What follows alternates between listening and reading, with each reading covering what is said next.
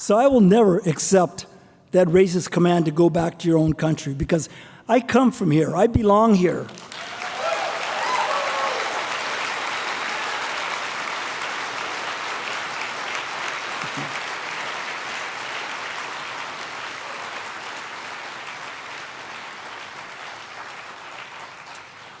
We helped build this country, and despite the discrimination, despite this racism, we believe in this country, and we are not going anywhere. Thank you very much.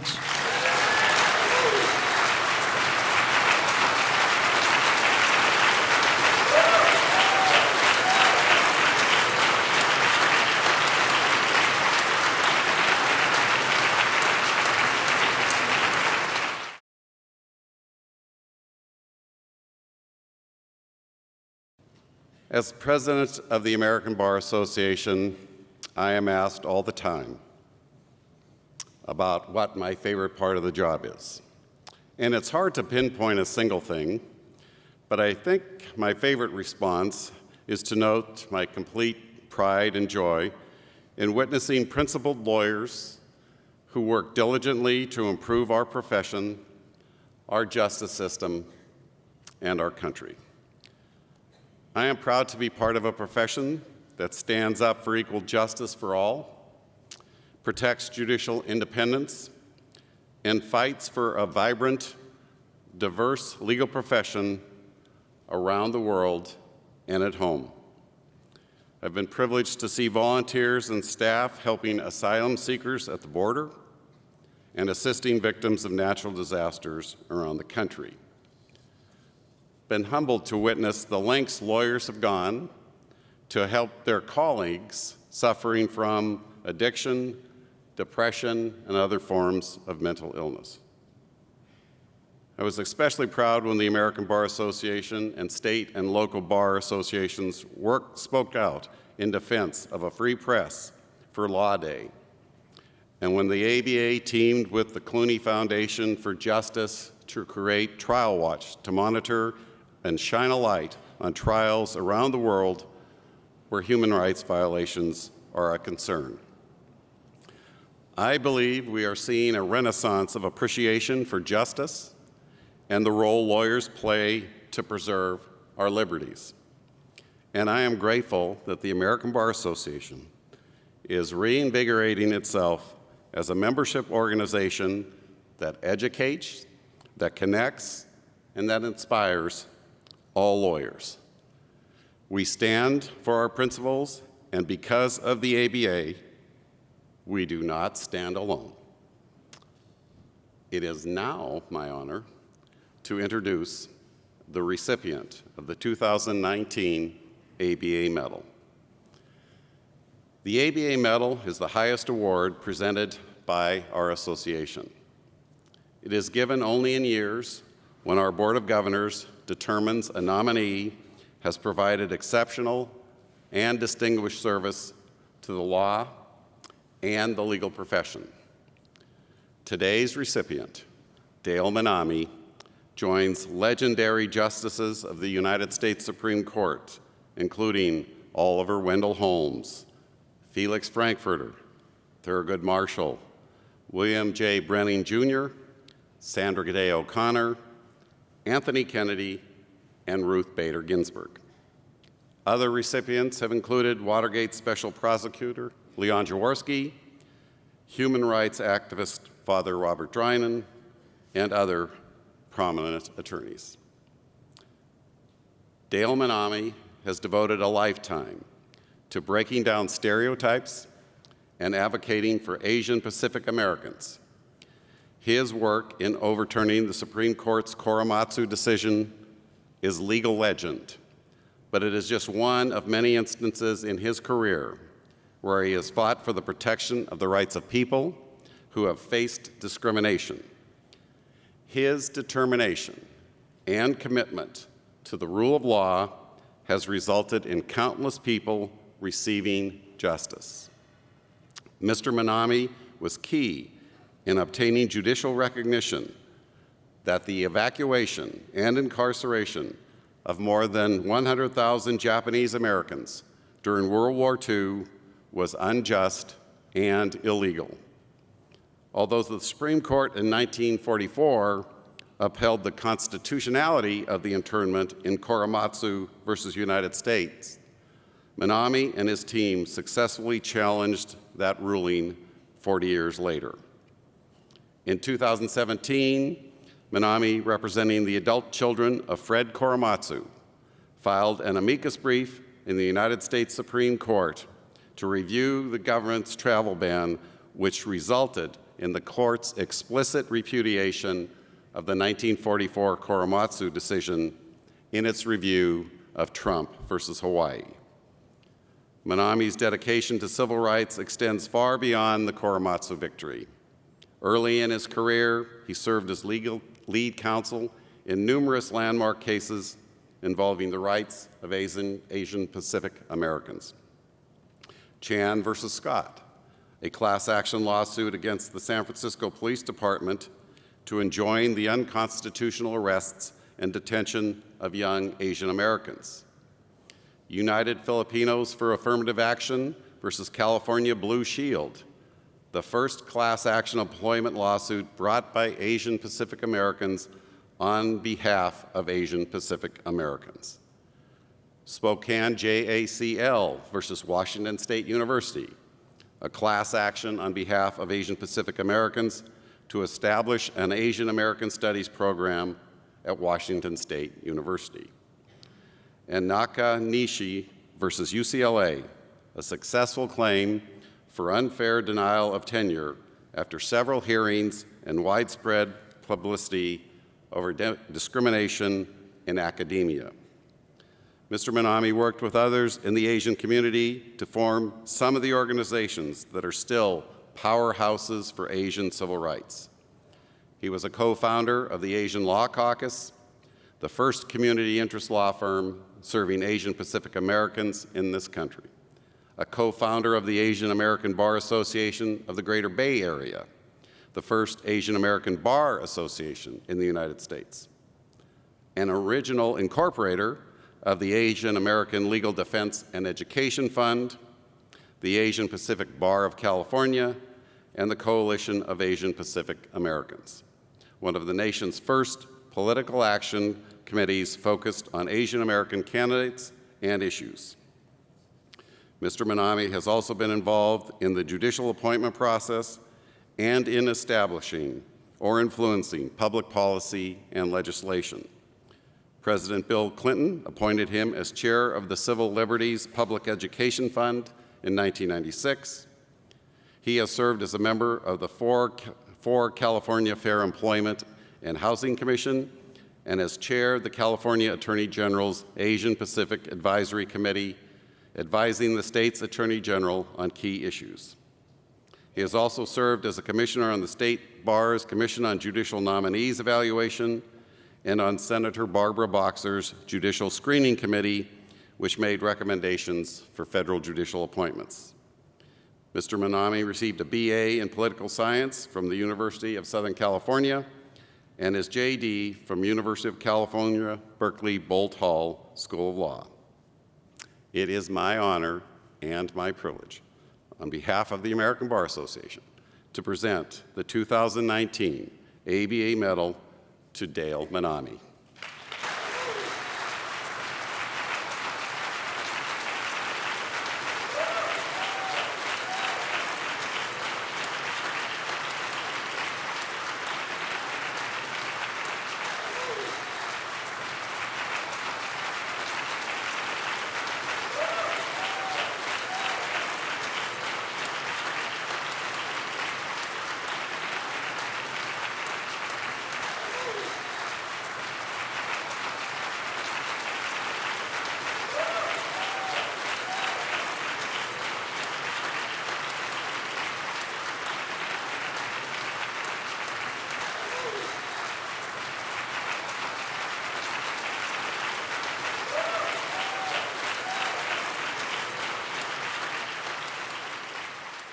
President Carlson, thank you for that wonderfully kind introduction. Very much appreciated. It's so nice to be here to see so many friends, longtime friends, delegates of the ABA, and so many colleagues. And I'm especially happy to be here today to see members of my family, including my wife, I. Mori, who's an attorney with the California First District Court of Appeal, my two daughters, Lena and Ellie, not in that order of age. And all this family have taught me so much about profound love and also great patience as well. So I'm very happy to be here. I'd like to thank, of course, the ABA, the Board of Governors, and friends of mine on that board, including Judge Eileen Kato, Michelle Wong Krause. And as well, I'd like to thank Bob Carlson, the president, not just for his presidency, but his leadership. I didn't understand what this award was about at first. And when I got a call from President Carlson, I had never received a call from an ABA president. I thought somehow I messed up my continuing education requirement. But when he talked to me and he explained that this was an award, I thought, wow, this is pretty cool. But I didn't understand the significance. I didn't grasp it until I saw the list of former awardees. And that list is just a veritable list of giants in American jurisprudence. And I also found out later, as I went through the next weeks, what the significance was as friends and family and colleagues congratulated me. And I realized this is not a list, or excuse me, an award, an individual award. This is a list that recognizes an entire Asian Pacific American community. And that's the significance of this award.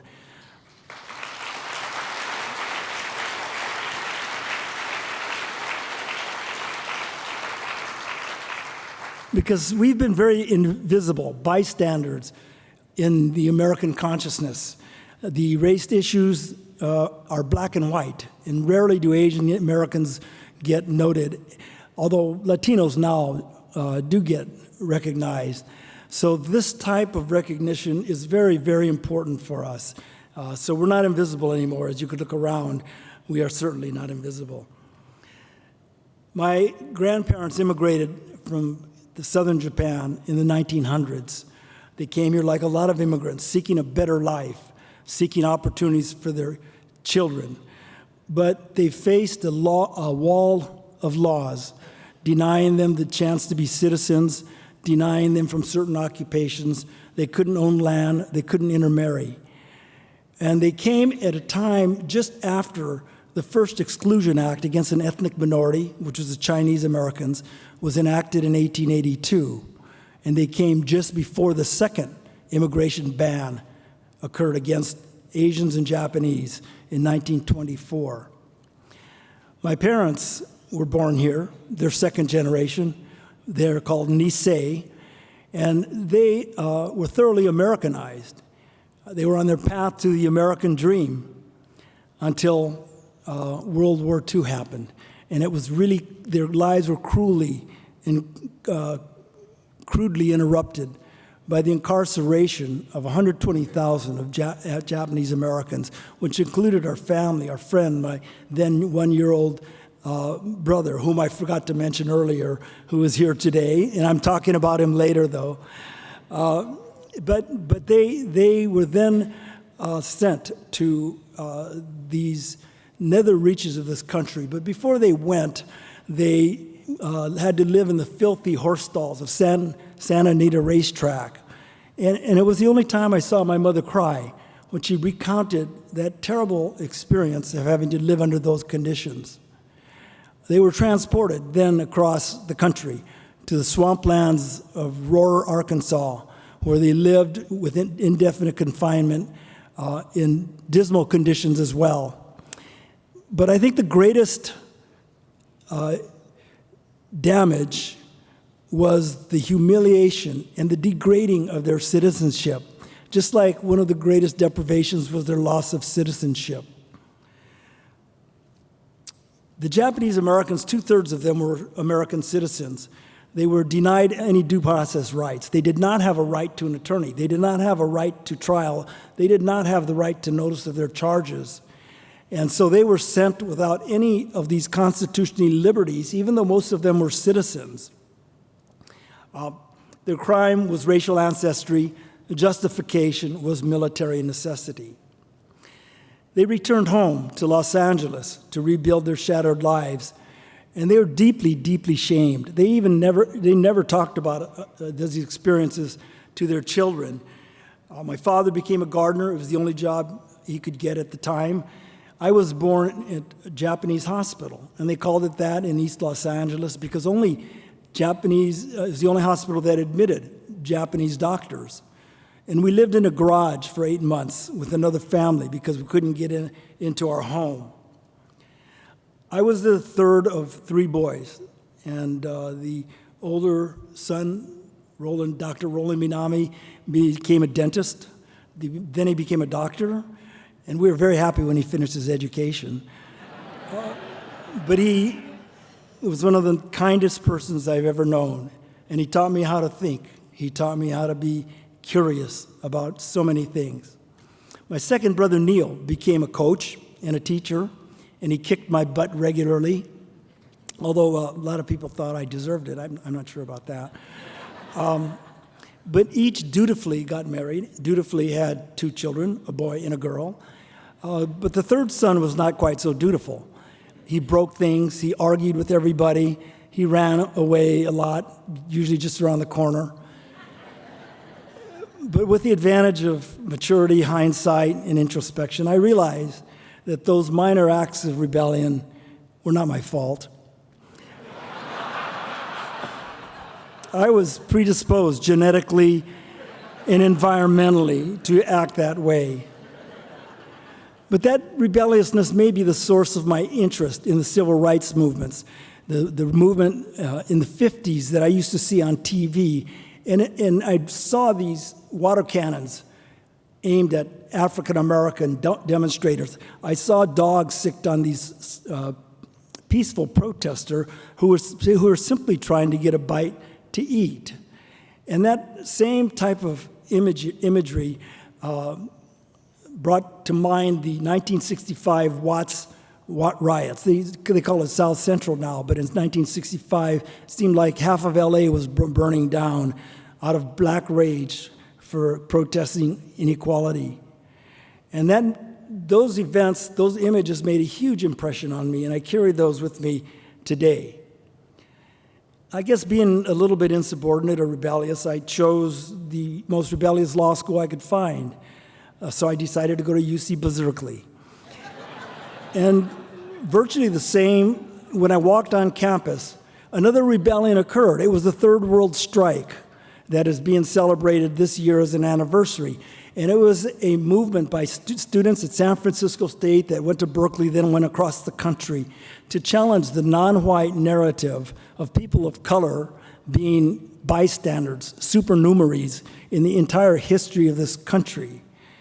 And that made a great impression on me because it was led by African Americans, Latinx, and Native Americans, and to them we owe a great debt as all Americans because they helped us move forward in the entire civil rights movement to learn about ourselves.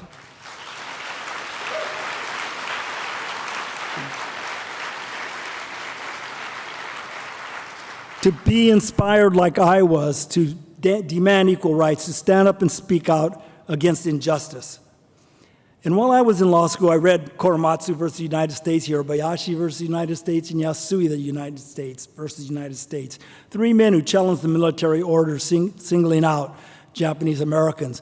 I thought those decisions were just terrible decisions. And I think the problem the Supreme Court had with those decisions in 1943 and 44 during the time of World War II was there's simply no evidence, concrete evidence, to support the theory of the government that Japanese Americans were disloyal and dangerous. In fact, there was so little evidence, no expert witness testimony, no testimony in the record, no act of espionage or sabotage ever occurred that caused an arrest of a Japanese American. So the government had to concoct a very flimsy theory about the justification. And that theory was because of their peculiar ethnic characteristics of Japanese Americans that predisposed them to disloyalty and therefore made them dangerous. And the court, in one of the greatest failures, abdicated its responsibility as an independent inquirer of the evidence, upheld the military orders, and failed to exercise its duty, I feel, to investigate, and they ceded complete deference to the president.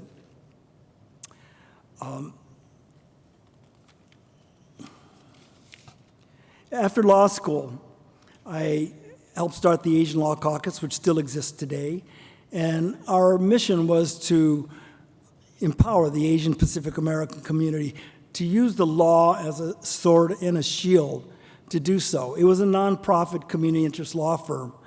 And from that nonprofit law firm, we opened a nonprofit private practice. We did not intend to do that, of course. But we tried to balance doing good and doing well. Unfortunately or fortunately, we did a lot more good than we did well. But we survived for 44 years, and we survived with the same kind of values and dedication to social justice, and in large part because I had such wonderful partners. The early ones, Don Tamaki and Minette Kwok, are here today.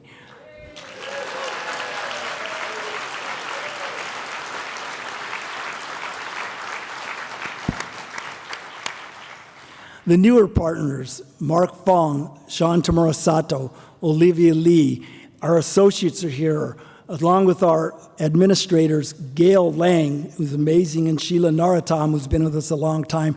They have held together that culture for all these years, and for them, I'm very grateful.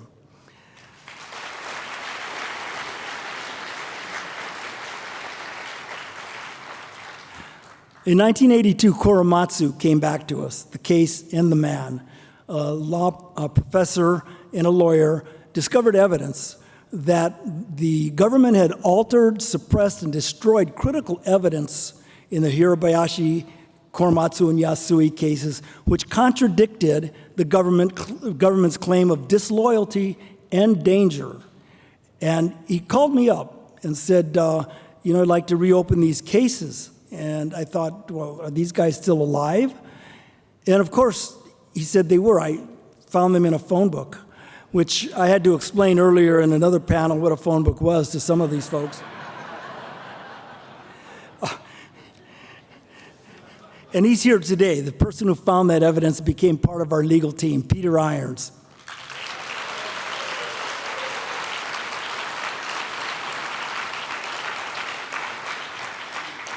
And many of the other members of that remarkable team who are here today, I'd like to just name, Robert Ruski, Karen Kai, Professor Lorraine Bonai, Don Tamaki, Peter Irons was here as well, Dennis Hayashi, and from Seattle, Rod Kawakami, who became the lead counsel for Gordon Hirabayashi. They are here today, too.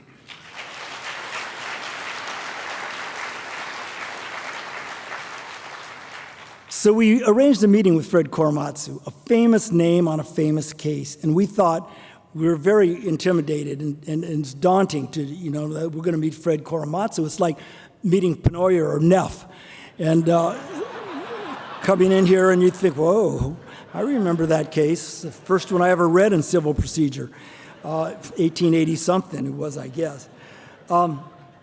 But we brought these cases at a historical moment in time. It was a time when Japanese Americans were lobbying Congress for redress and reparations, $20,000 and an apology for what they felt was the illegal treatment. But they needed a judicial declaration because this group, which was led by Japanese Americans, but joined by persons of all colors, Rainbow Coalition, did not have a judicial declaration to counter the opponents of redress in Congress, which said that, well, the Supreme Court decided these cases in 43 and 44, so what else can you say about it? Well, we could say that those decisions were based on fraud, and so we needed a judicial declaration to that effect. And in November 1983, we got that declaration from Judge Marilyn Hall Patel, where she ruled that there was serious misconduct which infected those decisions, that there was manipulation of the evidence, and that racism most likely infected those military orders. And with those findings, she overturned Fred Korematsu's 40-year-old conviction.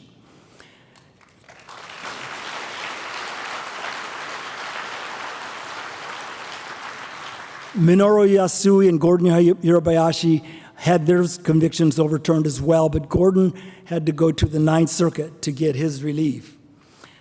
And in 1988, exactly 21 years to this date, August 10, President Reagan signed the bill that granted Japanese Americans redress, the $20,000 in an apology. We thought our work was done. Then the Gulf War happened. Then September 11th. And we saw the demonization of another marginalized minority group, Arab Americans and Muslim Americans.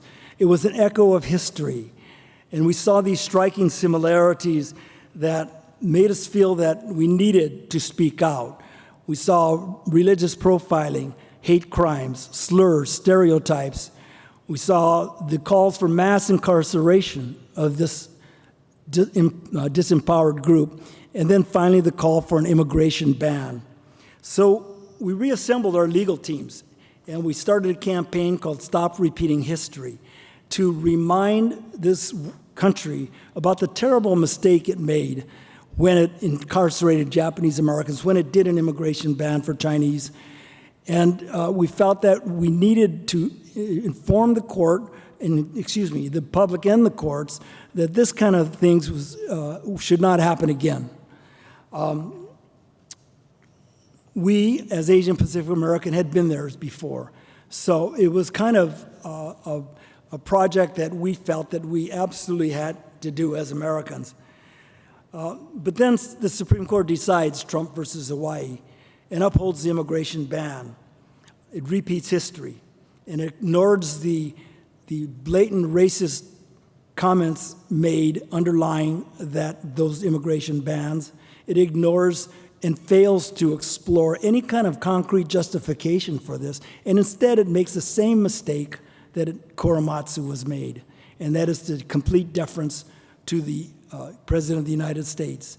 And while it nominally, ostensibly overruled Korematsu, it, as Justice Sotomayor says, redeploys the same poor logic and comes to the same result with the same damaging precedent of utter deference to the Supreme Court. We live in precarious times. The rule of law is under attack. Racism and white supremacy are being normalized. The barbarism at the border begs for a humane response.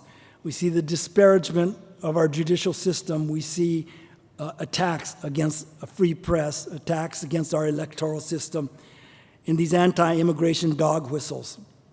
And I believe this is where the ABA comes in, because it is a powerful, strong organization devoted to the rule of law.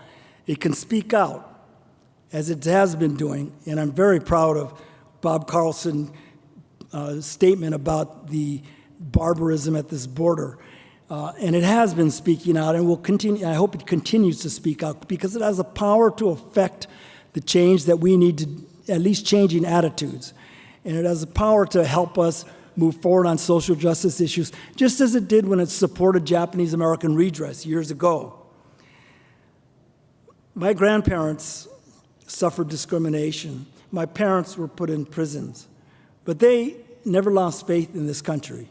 And neither did I, or do I, because I keep this faith with the understanding that I have the right to exercise my political birthright to dissent, just like Gordon, Min, and Fred did years ago, so that I will never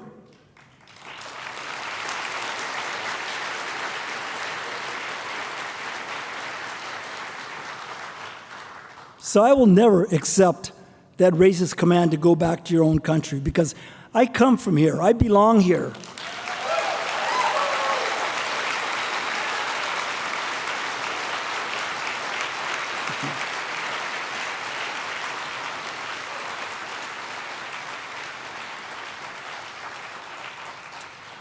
We helped build this country, and despite the discrimination, despite this racism, we believe in this country, and we are not going anywhere. Thank you very much.